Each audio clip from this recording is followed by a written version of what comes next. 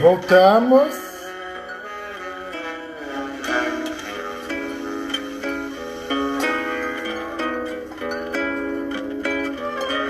Kátia, linda.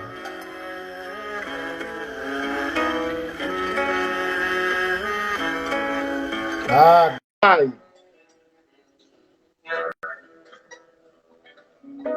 Já mandei o convite, filha, é só aceitar. Tô com o celular é menor, né? Agora deu certo. Ai, pai. A benção, pai.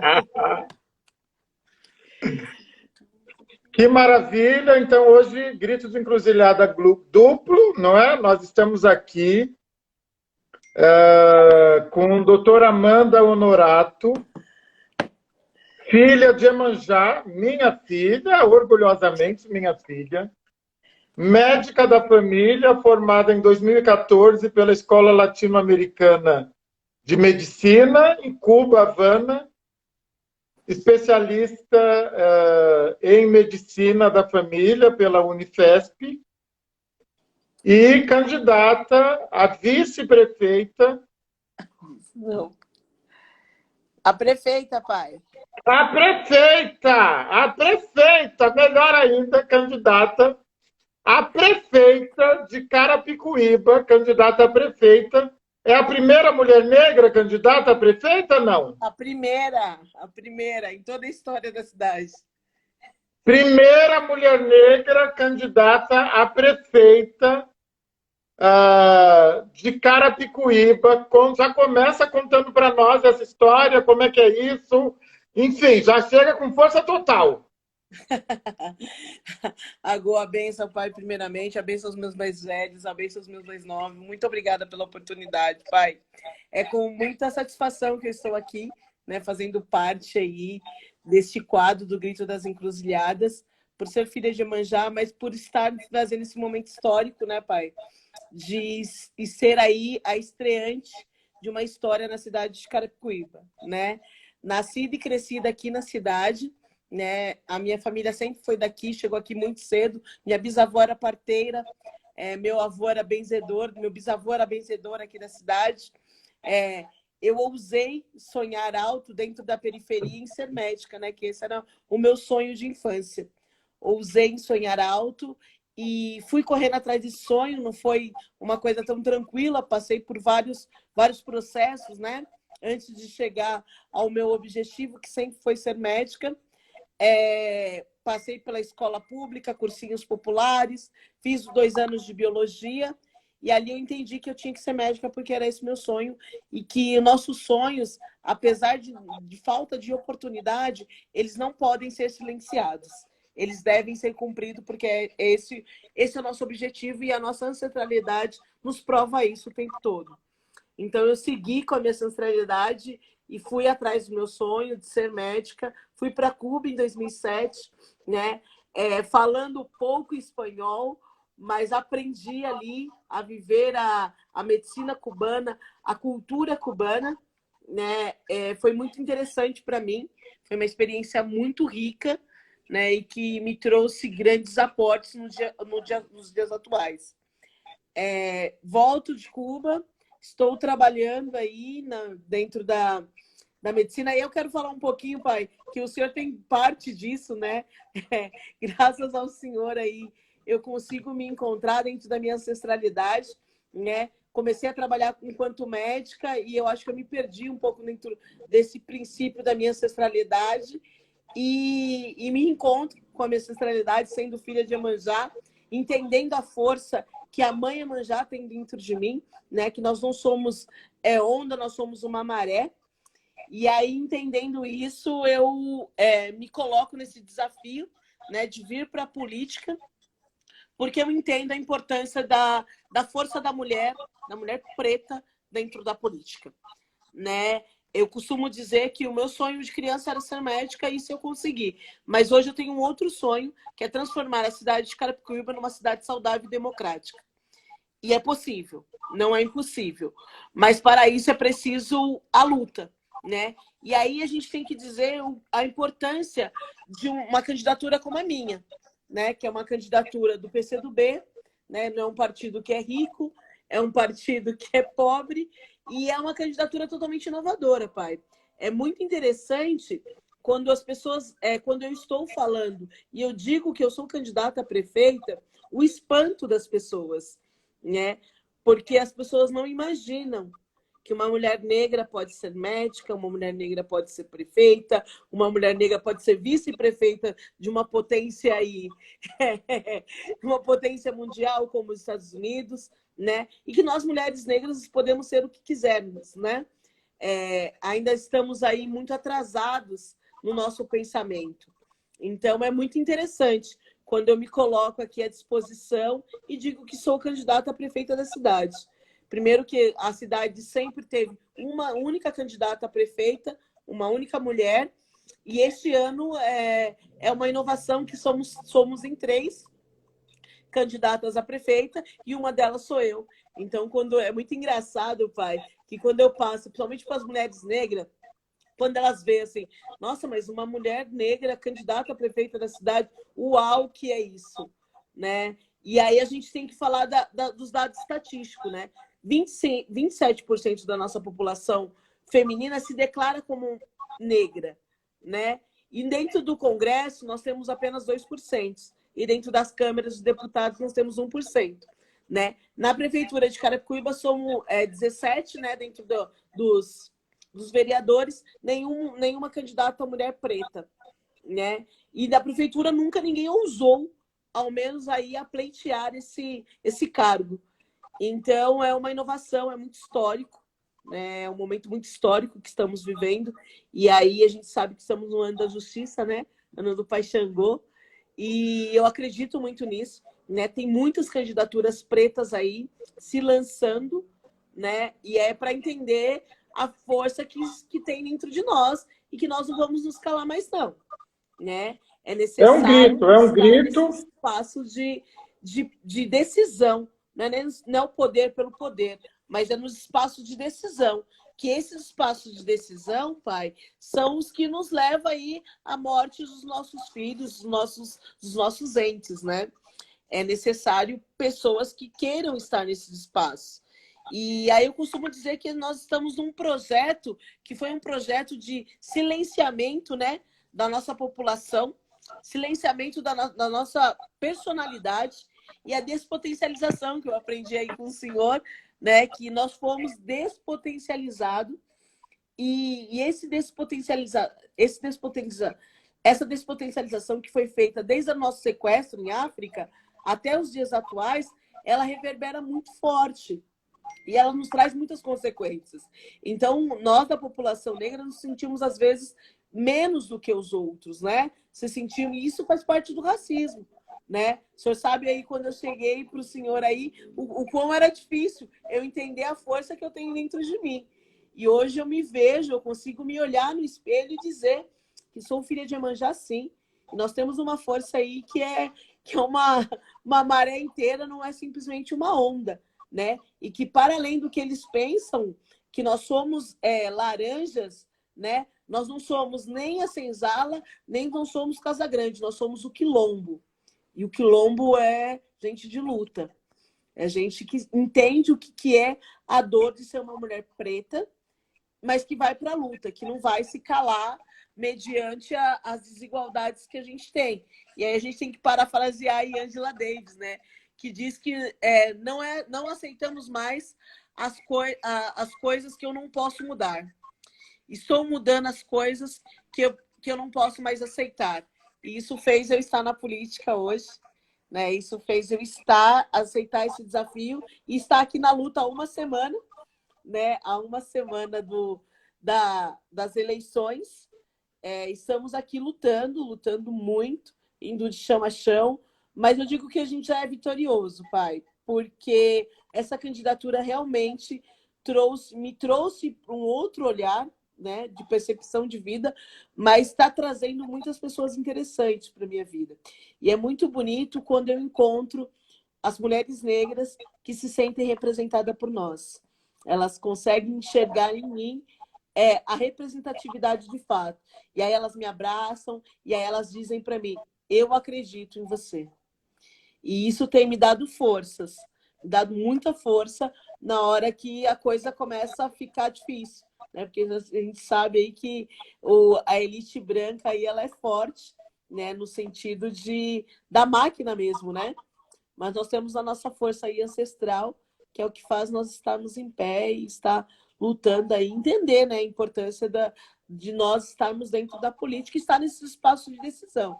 Né? Eu escuto muitas pessoas dizerem, quando eu digo do senhor que é um babalorixá, que é um doutor, e a gente diz a importância da religião também tem esse lado científico, né?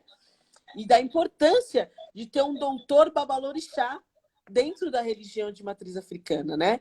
E aí eu já venho discutindo isso aí há algum tempo, que aprendi aí com o livro, né? Que não é um racismo religioso, não é intolerância religiosa, e sim um racismo religioso, né? E isso já está claro, isso tem que ficar posto aí, está posto, e a gente tem que debater isso.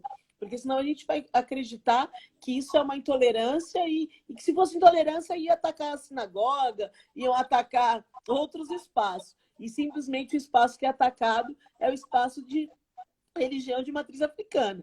E aí isso tem um nome, isso tem cor, né? Essa intolerância aí tem cor, e tem um nome. Né? Então, a gente precisa discutir isso e nós precisamos estar fazendo esse debate o tempo todo com a população para que as pessoas entendam, né? Eu escuto também muitas pessoas dizendo mas é que as pessoas de matriz africana têm vergonha. Não é simplesmente ter vergonha, elas são despotencializadas e elas têm medo da reação, né? Na última vez que nós estivemos juntos, pai, o senhor dizia que o barco que estava se formando era muito forte, porque era de pessoas negras. E pessoas negras, quando se assume ser do axé, ela carrega muito. É muito diferente do que uma pessoa branca ser do axé, porque ainda ela é tolerável. E aí agora, quando ela diz que ela é preta, e ela se entende como preta, e ela se tornou preta, e ela é do axé, aí o negócio fica bem complicado.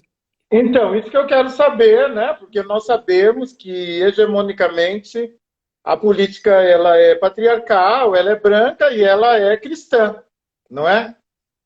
Aqui no município de Mauá não temos uma vereadora mulher.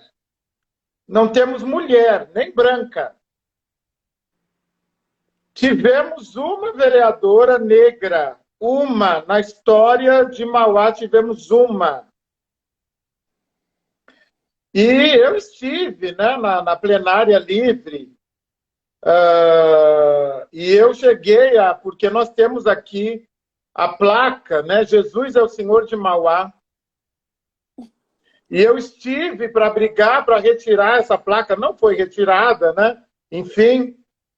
E aí eu quero saber isso, como é que é ser uma candidata a prefeita negra, assumidamente de Iemanjá e do Axé. Como é que é isso? Como é no partido? Como é na campanha? Como é isso, filha? Olha, pai, não é fácil não, viu? Eu tenho trabalhado bastante, tenho buscado algumas pessoas aqui da religião de matriz africana para ajudar a me fortalecer. Não foram todos, mas uma boa parte se declararam estar apoiando, né? Uma candidatura preta e de axé, de fato, né? Não está sendo fácil. Dentro do partido, eu não tive tanta dificuldade, não. O partido até que entende. Mas Carapicuíba também, como Mauá, tem aí a placa aí, Carapicuíba do Senhor Jesus Cristo, né? Então, a gente tem discutido bastante a laicidade do Estado. Né? Eu venho discutindo bastante a laicidade, a importância da laicidade do Estado, né? E da importância deles entenderem que a laicidade não é só bem para um, é bem para todos. Mas eu confesso que eu tenho sentido... Eu não sinto... As pessoas ainda... Quem me conhece, quem está me acompanhando assim pelas redes sociais, ou quem observa, né? A minha guia que sempre está aqui comigo. E aí saem as perguntas, mas pouco se fala da religião em si. Né? E se me perguntar, eu já tive em alguns lados, eu me perguntar, eu sou filha de Iemanjá, tô iniciando, não fui iniciada ainda no candomblé, mas é a minha religião e tenho verbalizado isso e sem medo, assim, de dizer sobre isso, né? E eu digo bastante aí nas minhas falas, mesmo que eu não diga que eu sou do candomblé, eu sempre digo da minha força ancestral, né? Que é o que faz eu estar aqui. Eu tenho uma força ancestral e os meus ancestrais fizeram com que eu estivesse aqui hoje. Então, eu acho que isso se deve respeito. Então, eu começo sempre as minhas discussões nesse sentido.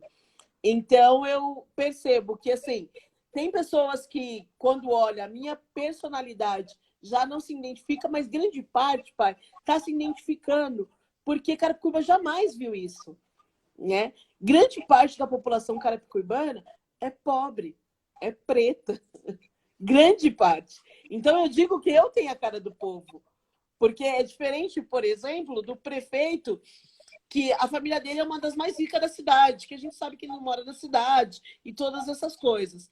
Mas nunca teve em Carapicuíba uma cara preta assim, fazendo esse debate. Já teve um candidato negro, um homem, que era um juiz, foi ele que uma vez foi candidato, mas nunca teve esse debate da questão racial dentro da cidade, né? Existiu aí no outro governo anterior uma coordenadoria da igualdade racial que não existe mais. O nosso movimento negro, que a gente costuma dizer, é os movimentos dos lugares de samba. Esses são os nossos movimentos negros, porque uma instituição de movimento negro em Carapicuíba não tem, né? Existe aqui também um grupo de pessoas da religião de matriz africana que tentam mais ou menos se organizar, mas que não tem força nenhuma, né? Eu tive em uma casa de religião de matriz africana e eu disse, olha, eu estou me colocando à disposição para lutar pelos nossos ancestrais. E aí fica a critério de cada um querer votar no evangélico branco, e aí fica a critério. Porque quando as nossas casas forem fechadas, não tem o que questionar. Porque teve essa possibilidade de votar no diferente. Né? Quando a gente diz que a gente precisa de colocar a laicidade, a discussão da religião e do respeito, né? E aí eu já falo logo, não é intolerância, é racismo religioso, e nós temos que discutir isso dentro da nossa base, a gente já vem com esse ângulo. Olha, aí fica a critério de vocês votarem ou não. Mas eu sou uma candidatura preta, feminina, da periferia, e que sou do axé, e que eu entendo a importância de manter nossas religiões. E aí fica a critério se vocês querem ou não ter esse tipo de candidatura dentro do poder de espaço de decisão. Porque também nunca foi visto, né, pai? Alguém com a minha característica dentro desse espaço de decisão, né? Então, será muito histórico, né?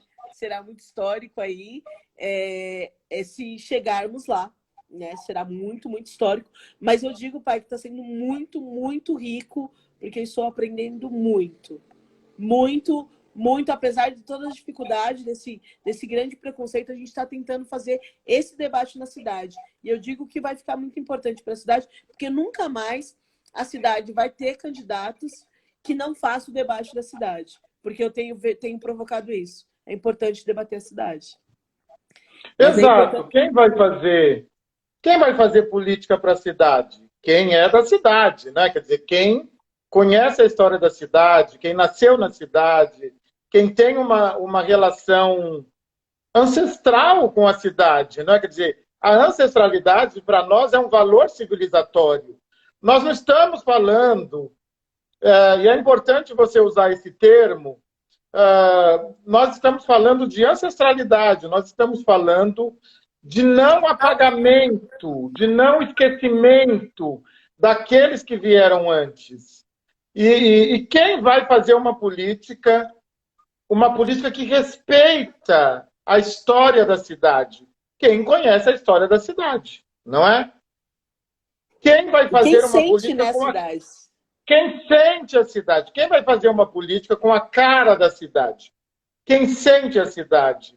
E eu tenho pensado muito isso, não é? Quer dizer, me parece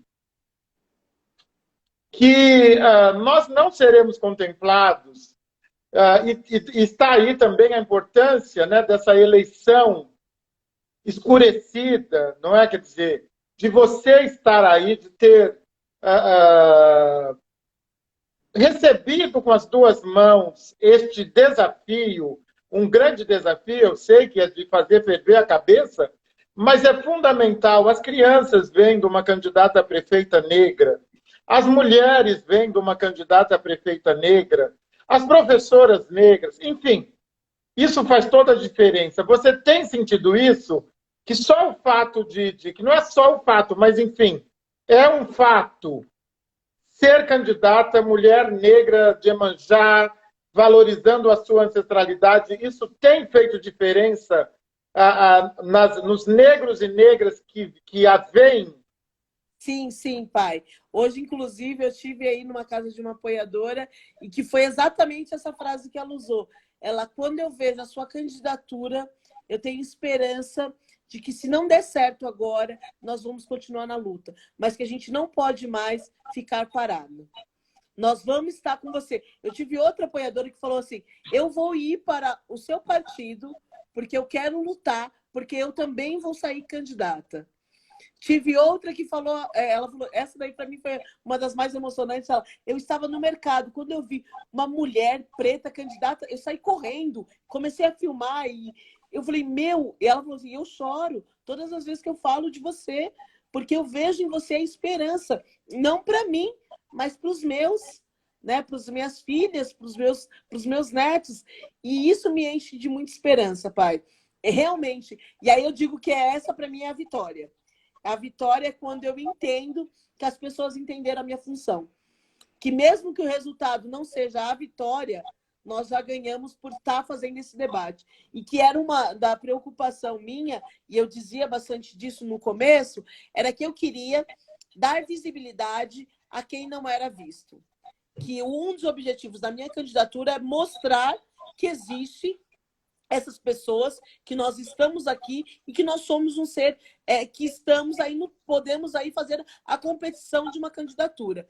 Eu já percebi que em alguns lugares teve alguma rejeição e de, às vezes, xingamento, e nesse momento, eu sempre falo muito, é importante a democracia. Eu sou uma cidadã carapicuibana, me coloquei à disposição da cidade, assim como eu acho que todos os cidadãos deveriam fazer.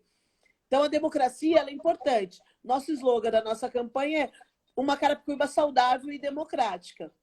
Então, ela já vem trazendo, né, a importância da democracia. E aí, quando eu digo a democracia, eu digo da democracia racial, eu digo da democracia dos espaços de decisão, dos espaços de cultura, da educação, de uma democratização também da saúde, né, e da visibilidade das pessoas que são invisíveis. Né, da importância do respeito da mulher preta trans, né, do respeito das mulheres dentro desse pleito, do respeito das pessoas que estão em condições de rua. Então, a nossa marca, o que a gente vem dizendo é de acabar com a desigualdade social que existe na cidade. Vai ser uma coisa fácil? Não. Mas pode ser possível, porque não há nenhuma cidade é pobre, né? Nós sabemos que a cidade está empobrecida. Porque normalmente quem está, pai, no poder, no espaço de decisão, eles não usufruem da cidade. Eu costumo dizer isso. Eu falei, você acha que o atual prefeito pega aí o ônibus que está super caro? Você acha que o atual prefeito vai lá no postinho de saúde? Não, quem vai sou eu, são os meus familiares, entende? Então, somos nós que sentimos a cidade. Então, tem que ser nós que devemos estar lá. E esse empoderamento feminino, pai, tem sido muito legal. Eu tenho movido bastante, assim, a minha família se moveu bastante. Então, era um monte de mulheres negras, né? Um monte de mulheres negras que estão aí também se movimentando.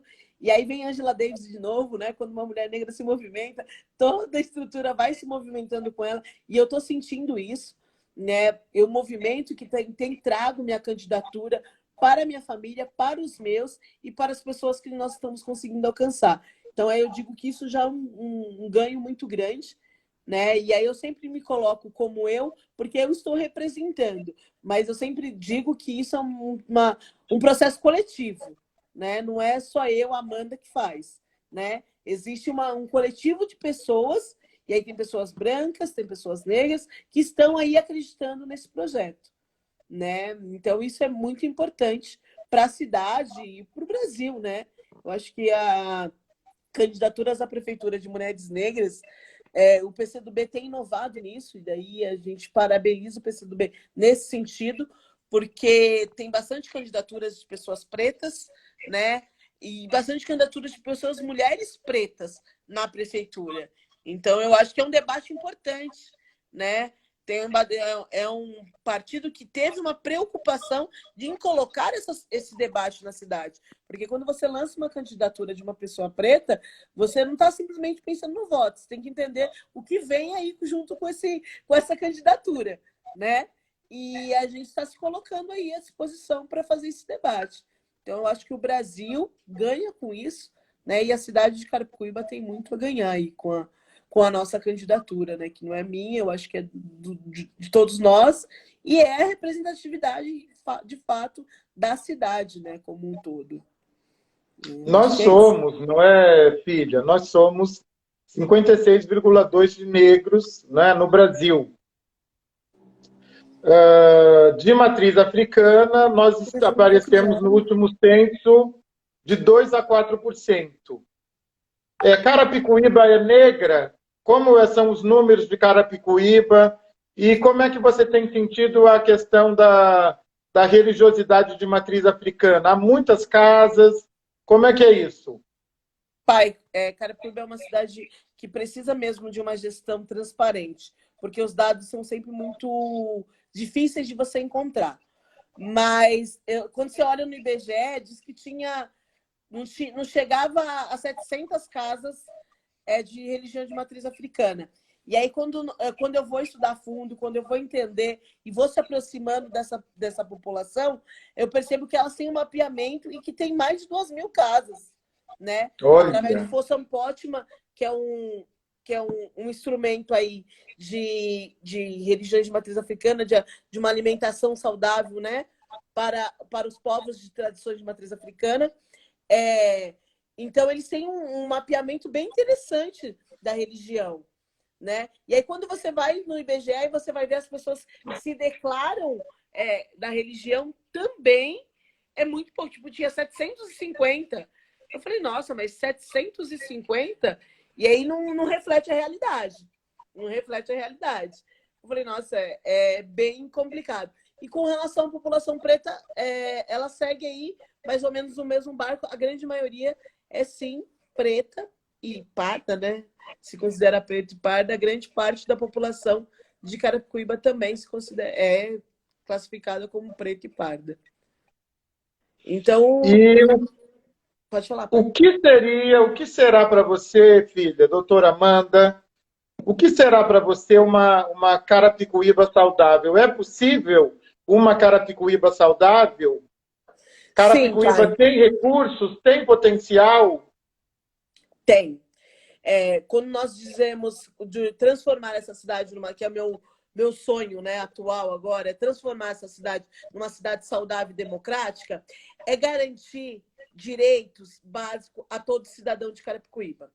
Como, por exemplo, saúde nos 4 cantos da cidade. A cidade tem 403 mil pessoas, temos 16 unidades de saúde, 2 pronto-socorros somente. Existe um hospital regional que não atende porta aberta, então não atende necessariamente toda a população de Carapicuíba. É com isso que Carapicuíba está sobrevivendo aí desde a sua emancipação, né? Então, é possível transformar 26% do PIB da cidade revertido, teoricamente, na saúde, porém, nós não percebemos isso na hora de chegar na ponta, né? Nós não temos especialista, parece que atualmente nós temos 2 psiquiatras em todo o município, né? Nós não temos médicos especialistas, a saúde aqui é muito precária. Então, quando você vai na unidade de saúde, você não tem um médico e você não tem um especialista. Então, tem pessoas que estão aí 3, 4, 5... Hoje eu vi um relato de 10 anos na fila aí para fazer uma pequena cirurgia. Então, esse é o nível de Carapicuíba com relação à saúde. Quando eu digo vamos transformar essa cidade numa cidade saudável e democrática, nós estamos pensando na saúde, mas quando a gente pensa a saúde nesse formato mais angular da coisa, no sentido mais amplo, né? Onde está o contexto de uma educação de qualidade, uma moradia de qualidade, um transporte de qualidade, uma segurança pública na cidade, né? Quando a gente pensa nesses contextos aí, nós estamos dizendo que é possível fazer essa cidade saudável e democrática, onde nós respeitaríamos os nossos idosos, as nossas mulheres. Nós não temos uma delegacia da mulher na cidade, por exemplo. O índice de feminicídio aqui é gigantesco, né? E nós não temos isso. Então, é preciso de espaços que assegure ao cidadão da cidade o mínimo de segurança, né? Que não é só simplesmente colocar luz de LED nos lugares. E aí eu digo que a segurança pública está atrelada com a desigualdade social, né? Esse é o cerne da coisa, é a desigualdade social. Os nossos jovens, a única opção normalmente que eles têm é ir para o crime, porque é mais fácil e é porque tem um retorno. Porque nós não temos uma cultura democratizada. E nos últimos 4 anos, a cultura está devastada na cidade. Tinha um teatro que era teatro-escola, que tinha várias atividades que acabou. Então, não existe um espaço cultural dentro da cidade, né? Carapicuíba não recebe... quando nós vamos comparar com Barueri, que é uma das cidades mais ricas, Osasco também, que é uma das cidades mais ricas, é claro que Carapicuíba recebe menos, óbvio, mas também esse menos que recebe não é investido, né? Carapicuíba tem a revisão do plano diretor, que pode trazer uma viabilidade para a cidade de dar um crescimento maior da cidade, né? Grande parte da cidade, 90%, o país é assustador, 90% vive de trabalho informal. Ou seja, nós dependemos dos serviços do comércio. Todo mundo abre nas suas garagens, é uma das cidades mais densas de São Paulo, todo mundo abre nas suas garagens uma forma de se virar. Então, vende tudo na cidade, né? Vende-se de tudo. Então, precisa-se de garantir o fomento dessa economia, né? Então, aí a gente vem trazendo emprego. Quando a gente pensa em emprego e renda, a gente pensa em fortalecer, né, esses pequenos comerciantes, que a grande parte da cidade vive do pequeno comércio. Então, quando a gente pensa nessa estrutura geral, para transformar essa cidade, né, numa cidade saudável, levar saúde nos 4 cantos da cidade, uma saúde de qualidade, educação. Nós não temos muitas escolas municipalizadas do ensino fundamental, mas nós temos um índice de déficit de vaga de creche gigantesco, né? Então, é garantir. Quando você garante creche para essas mulheres, a gente garante uma série de outras coisas, né? Que essas mulheres possam trabalhar de forma mais segura e que elas possam também usar e estudar se for preciso, né? Então, a gente empodera as mulheres quando a gente oferece o serviço de creche, né, para as crianças nossas que não temos. Então, dos nossos planos é zerar a fila de creche da cidade de Carapicuíba. Tem vários equipamentos de creche na cidade, mas não se zera essa fila. Infelizmente, para você conseguir a vaga, não foi criada nenhuma, né, no período dessa atual gestão. E, infelizmente, para você conseguir a vaga, você tem que conhecer um vereador e essa forma aí, né? E aí também, quando a gente fala de Carapicuíba, a gente tem que pensar também numa cidade inclusiva, né? Tem que pensar nas pessoas com deficiência, que é esquecida, né? Nós não temos, por exemplo, na cidade, uma Secretaria de Direitos Humanos. Então, uma cidade que não pensa no ser humano, porque o ser humano é o bem que a sociedade tem, né? A humanidade tem humano, né? Nós não podemos achar que as coisas são mais importantes do que o humano. A vida é a coisa mais importante, né? Então, temos que pensar nesse sentido. Então, é possível, sim, transformar essa cidade, mas precisa ter coragem, pai.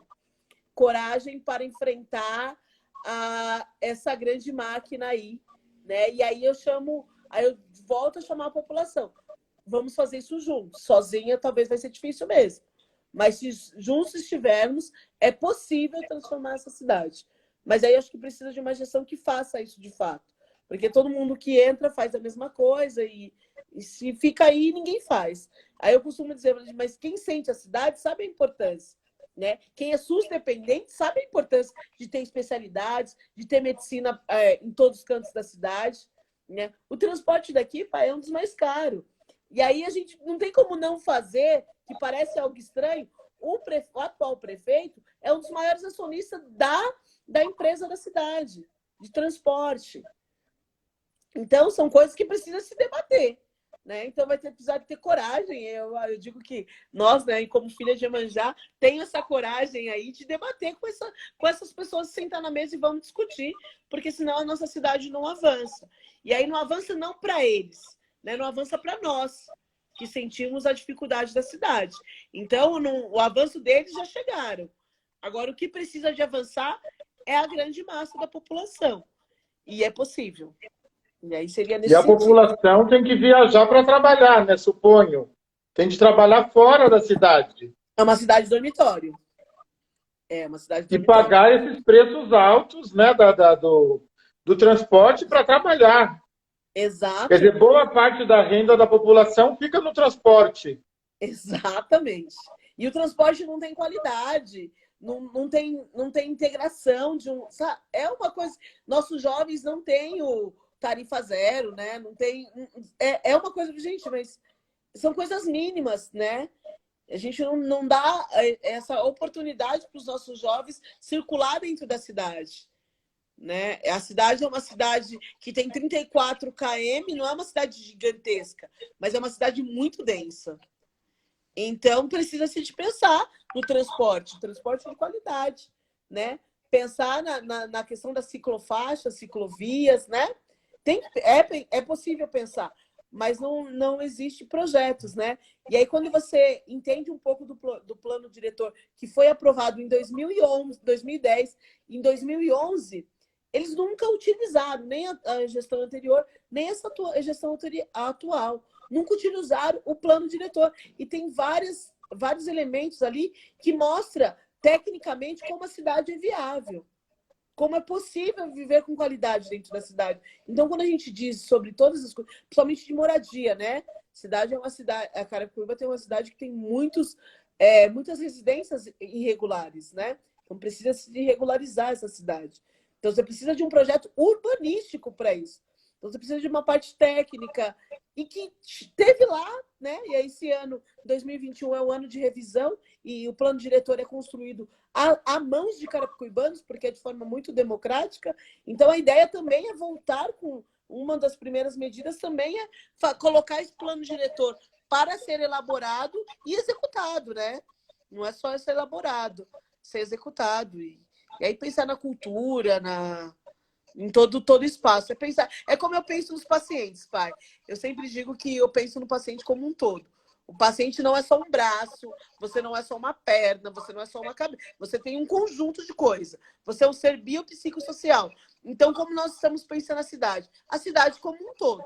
Então, só vai ter saúde quando nós tivermos todos esses eixos aí elencados e funcionando com qualidade, né? Aí temos uma cidade saudável e democrática. Exatamente, exatamente. Doutora Amanda Honorato, candidata a prefeita em Carapicuíba, pelo PCdoB. 65, é isso, né? 65. 65, olha lá, é um número forte. Tem Obará, tem Oxê, tem Aorim, um número poderoso. Doutora Amanda Honorato, de Iemanjá, que respeita a ancestralidade. Oi? É oratório. Oratório. Exatamente, é isso mesmo. E pelo PCdoB, 65, que conversa deliciosa, que conversa deliciosa. E eu penso que a vitória já está feita, não é?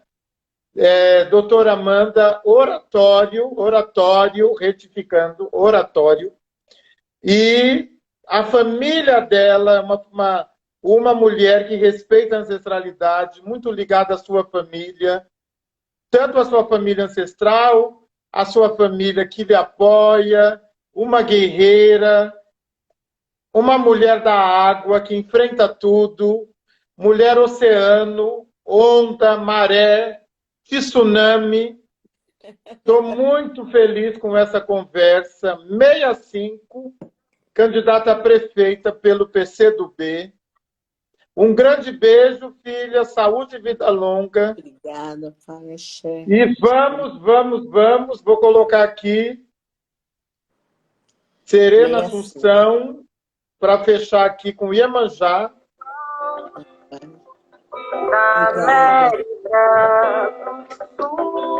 Obrigada, pai. Boa noite. Obrigada, Axé. Ô, Miô! Ô, Miô, Iemanjá. Ô, Miô! Dentro uma